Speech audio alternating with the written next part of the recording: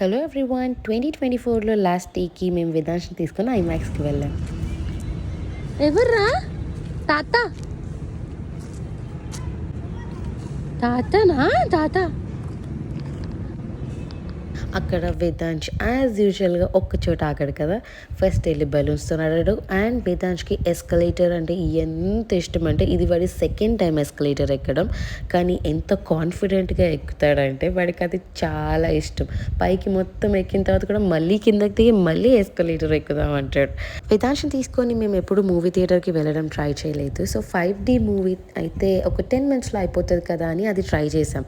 Actually అది చాలా scary ఉంటుంది కదా. చైర్స్ అన్నీ కూడా మూవ్ అవుతాయి. చాలా భయపడతాడు, ఏడుస్తాడేమో అనుకున్నాం. కానీ నన్ను విశాల్ని పట్టుకొని చాలా గట్టిగా కూర్చొని ఉన్నారనమాట.